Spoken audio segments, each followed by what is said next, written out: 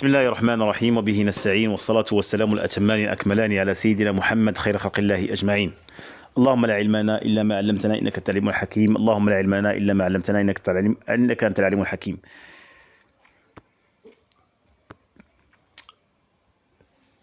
Aujourd'hui, je vais parler de la production de l'oral. C'est le deuxième domaine d'activité concernant la langue française. Je vais parler de son objectif, de ses stratégies et des activités que les apprenants sont appelés à faire pour produire l'oral. L'objectif de la production de l'oral, ou bien de ce domaine, c'est exprimer ses besoins communicatifs selon des situations d'échange et d'interaction variées, et ce, en fonction de ses interlocuteurs. C'est-à-dire que les apprenants vont exprimer ses besoins communicatifs. Donc, هذا هو الهدف ديال la production de l'oral. هو المتعلمين يعبروا على الحاجات ديالهم تواصلية selon les situations حسب الوضعيات اللي كاينين فيها. Donc c'est ça en général. Maintenant, on passe à la deuxième axe. Ou bien au deuxième axe, c'est les stratégies. شنو هما استراتيجيات؟ هضرنا على الاستراتيجيات في الحصه السابقه. هضرنا بان قلناهم سي ان ensemble des moyens et des techniques que les apprenants utilisent pour réaliser des tâches de manière plus complète et plus économique.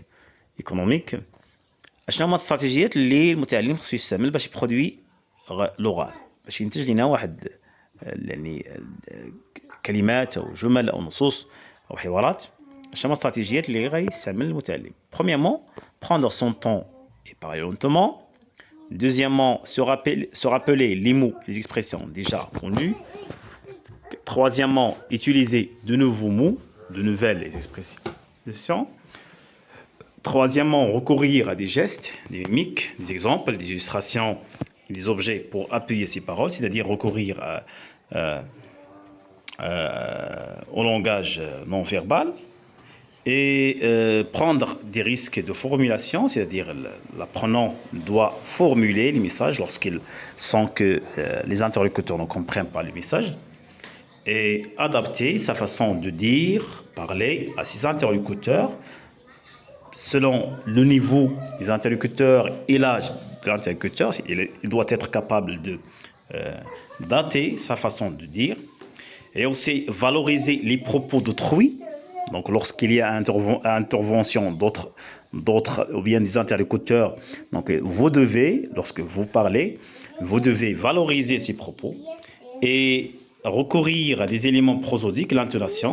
Et nous avons dit ça. Lorsqu'on parle, on ne parle pas seulement des mots, mais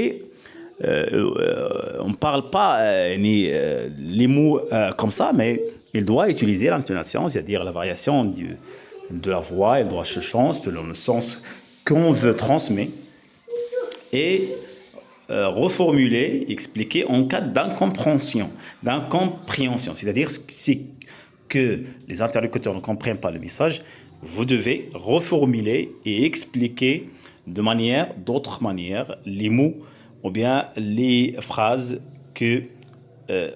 qu'on dit. C'est ça en général quelques stratégies pour que les apprenants doivent utiliser pour produire de manière efficace l'oral. Les activités. Quelles sont les activités que l'enseignant doit proposer aux apprenants pour produire l'oral? C'est-à-dire, on peut demander aux apprenants de produire des énoncés, ou bien des dialogues, etc. Bien sûr, ça se fait dans une situation de communication, ou bien dans des situations de communication interactives et variées. Donc c'est ça en général ce qui concerne cette partie, c'est la partie de la production de l'oral. On se verra, Inch'Allah, avec le troisième domaine, c'est le domaine de la compréhension de l'écrit, c'est-à-dire la lecture.